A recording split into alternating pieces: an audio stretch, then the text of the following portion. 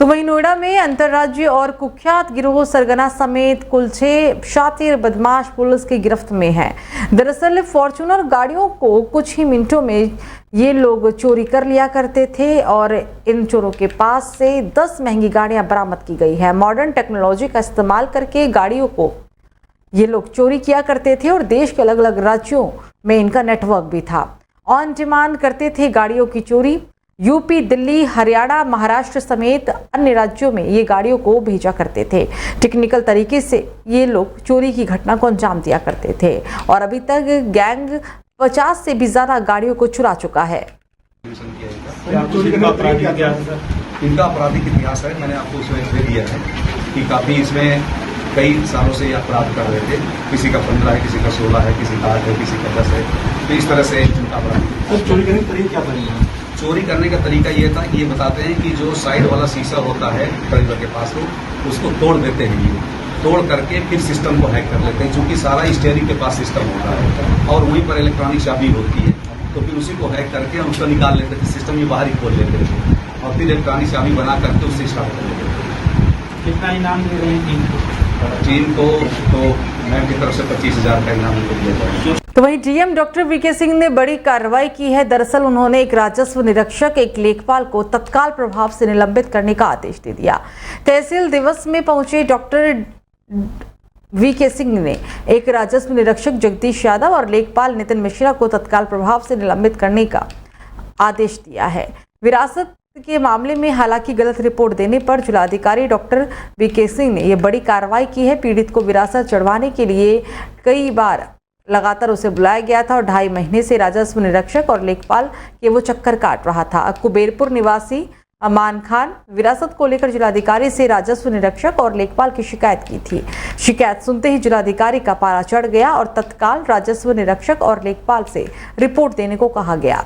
करीब 1 घंटे बाद वापस लौटकर राजस्व निरीक्षक और लेखपाल ने जिलाधिकारी के सामने गलत रिपोर्ट पेश की, जिससे नाराज डीएम ने एसडीएम कयामगंज को राजस्व निरीक्षक और लेखपाल को तत्काल प्रभाव से निलंबित करने का आदेश दे दिया। आज तहसील कयामगंज में तहसील दिवस का आयोजन शासन के निर्देश के क्रम में हुआ है, जिसमें कुल 188 प्रार्थना पत्र विभिन्न विभागों के आए हैं।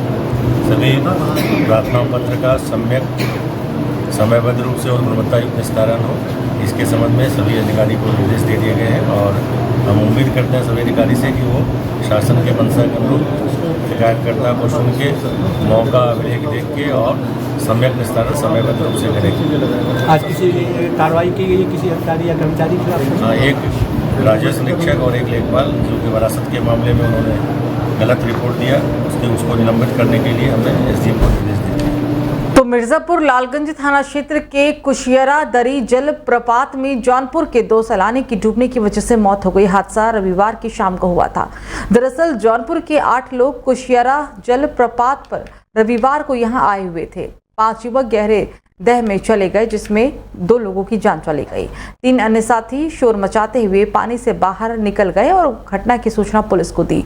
सूचना पर लालगंज थाना प्रभारी पुलिस बल के साथ मौके पर पहुंचे। अंधेरा होने के कारण तलाश नहीं हो सका और आज दीपक उर्फ छोटू और विशाल सोनकर का शव बरामद किया गया। जौनपुर के लाइन बाजार से कुल 8 युवकों की टोली कुशियरा दरी जल प्रपात में पिकनिक मनाने के लिए पहुंची थी, जिसमें 3 युवक बाटी चोखा बनाने में जुटे हुए थे और इसी दौरान 5 लोग जल प्रपात पर नहाने लगे और इसी बीच ये हादसा हो गया। कल एक दुखद घटना घटी है थाना लालगंज के कुशियरा जल प्रपात में। कुल 8 लोग जौनपुर से यहाँ पे पिकनिक मनाने आए थे। उसी के दौरान 2 लोग अलग होकर चले गए कुंड की तरफ जहाँ पे पानी गिरता है और वहाँ काफ़ी खतरा है। वहीं नहाते वक्त किसी तरह से वो फिसल गए, ऐसा प्रतीत होता है। फिसलने के बाद कुंड में चले गए और किसी पत्थर में फंस गए, जिससे उनकी मौत हो गई। कल से ही हमारे थाने की टीम और गोताखोर लगे हुए थे।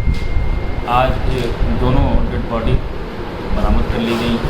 इनका पंचायतनामा और पोस्टमार्टम कर आवश्यक विधि कार्रवाई की जा रही है। तो सुप्रीम कोर्ट में कांवड़ यात्रा नेम प्लेट विवाद मामले में सुनवाई है और इस दौरान कोर्ट ने उत्तर प्रदेश सरकार के उस फैसले पर अंतरिम रोक लगा दी, जिसमें कावड़ रूट पर दुकानदारों को अपनी पहचान बताने को कहा गया था। अदालत ने कहा कि दुकानदारों को अपना नाम या पहचान उजागर करने की जरूरत नहीं है। कोर्ट ने कहा कि दुकानदारों को बस खाने का प्रकार बताना होगा। दुकानदार दुकान पर शाकाहारी या फिर मांसाहारी किस प्रकार का खाना बेच रहे हैं, बस ये बताना होगा। इस संबंध में कोर्ट ने उत्तर प्रदेश, उत्तराखंड, मध्य प्रदेश सरकार को भी नोटिस जारी किया और साथ में अदालत ने यह भी कहा है कि अगर याचिकाकर्ता अन्य राज्यों को भी इसमें शामिल करना चाहते हैं तो उन राज्यों को भी नोटिस जारी किया जाएगा। इस मामले में अब अगली सुनवाई 26 जुलाई को होगी। वहीं सुप्रीम कोर्ट के फैसले के बाद मुजफ्फरनगर के मुस्लिम फल विक्रेताओं ने सुप्रीम कोर्ट का शुक्रिया अदा किया है। तो सावन महीने के पहले सोमवार को सहारनपुर में सुबह हुई भारी बारिश के बावजूद भी शिवालयों में भक्तों की खासी भीड़ देखने को मिली। हर हर महादेव की उद्घोष के बीच श्रद्धालुओं ने शिवलिंग के जलाभिषेक कर सुख समृद्धि की कामना की है। भारी बारिश के बावजूद काफी संख्या में शिव भक्त मंदिर पहुंचे थे। सावन के पहले सोमवार पर मंदिरों में सुबह से ही श्रद्धालुओं की भीड़ लगी रही। श्रद्धालुओं ने शिवालयों में गंगा जल, दूध, दही से जलाभिषेक कर बेलपत्र, चावल और पुष्प से भगवान शिव की पूजा की। सुबह से ही भगवान शिव पर जलाभिषेक करने के लिए भक्तों की लंबी लाइन देखने को मिली। सहारनपुर के श्री भूतेश्वर महादेव मंदिर, श्री बगेश्वर महादेव मंदिर समेत कई मंदिरों में श्रद्धालुओं ने पहुंचकर भगवान शिव का जलाभिषेक कर पूजा अर्चना किया है। बुद्धि प्रदान करें, ऐसी कामना के साथ संपूर्ण भक्तजन को बहुत बहुत आज के प्रथम श्रावण मास के सोमवार की मंगलमय शुभकामना। भोलेनाथ की कृपा सभी भक्तजन बागेश्वर मंदिर में आने वाले लगाए सारे विश्व ब्रह्मांड में जितने भक्तजन हैं सबका बहुत बहुत मंगलमय शुभकामना। कई हजार आदमी जो है अब तक जो है दर्शन कर चुके हैं और अभी और भी रात तक लगातार चलता रहेगा, क्योंकि अब दिन में भी हमारा मंदिर खुला रहता है। सावन मास में पूरे दिन जो है भोले के दर्शन होंगे।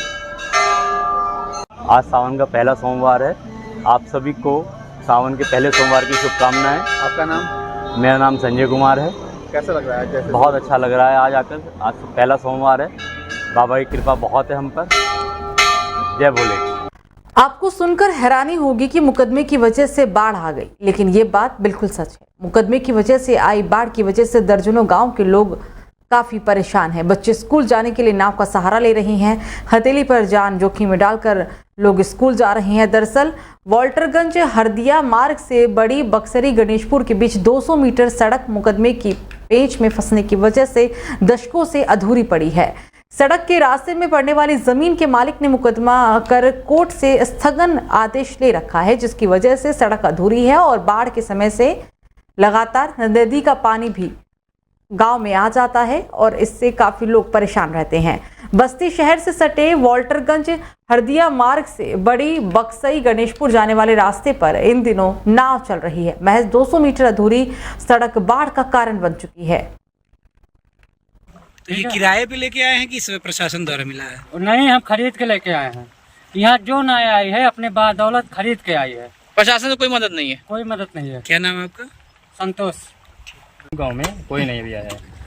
काफी असुविधा तो होती होगी? सुविधा बहुत ज्यादा है। अभी यही है, लेट हो जाता है आने जाने में। जहाँ आधे घंटे के समय वहाँ 1.5 घंटे का समय लग जाता है। अच्छा। क्या नाम है आपका? क्या नाम का? इंद्रेश कुमार। अच्छा। हर साल चुनाव में भी लोग आते हैं, वादे भी करते होंगे? वादे करके चले जाते हैं और क्या? चला जा अपन घर भर ले, सब लोग वादे मुकर जाते हैं। अच्छा करते हैं। अगर 5 साल क्या नाम है आपका? संतराम। बड़े जो वो होते उपाय होते हैं इस पर की तरह के कहीं पर छोटे उपाय पॉर्क्यूपाइन के माध्यम से किए गए हैं। तो कुल मिलाकर की वर्तमान में अभी स्थिति नियंत्रण में है एवं आगे भी तैयारी इस प्रकार से जारी रखी जाएगी ताकि पूरे मानसून सीजन में बाढ़ से बहुत ज्यादा परेशानी ना हो। तो चलिए बात बस्ती की करेंगे अब, जहां पर एक के बाद एक लगातार अपहरण कांड हो रहे हैं, जिससे लोगों में दहशत का माहौल बना हुआ है। यहां कानून व्यवस्था पर सवाल उठ रहे हैं। मोहित यादव अपहरण कांड का मामला भी शांत भी नहीं हुआ था कि एक और अपहरण हो गया और अब कमलेश सोनकर का अपहरण हुआ है। बदमाशों ने गौर थाना क्षेत्र के केसराय मोड़ के पास अपहरण किया। फिलहाल पुलिस ने 6 घंटे के अंदर ही युवक को बरामद कर लिया। इस मामले में पुलिस ने 2 आरोपियों को भी गिरफ्तार किया है। बस्ती जिले के गौर थाना क्षेत्र के सुल्तानपुर गांव निवासी राजेश कुमार ने पुलिस को सूचना दी कि उनके बड़े भाई कमलेश सोनकर गौर बाजार से घर आ रहा था और रास्ते में केसराय मोड़ पर दिन दहाड़े कार सवार बदमाशों ने उसका अपहरण कर लिया। उन्होंने उसकी जान को भी खतरा बताया था। इस घटना की तहरीर मिलते ही गौर थाने की पुलिस ने तत्काल बदमाशों के चंगुल से कमलेश सोनकर को तत्काल बरामद कर लिया है।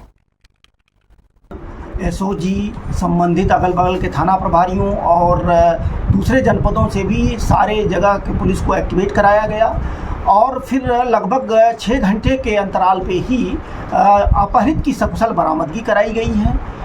पूरी पूछताछ बाकी एविडेंस कलेक्शन के बाद सारी चीज़ें जो 5 लोगों को इसमें नामजद कराया गया था, जिसमें से 2 लोगों की गिरफ्तारी हो गई है।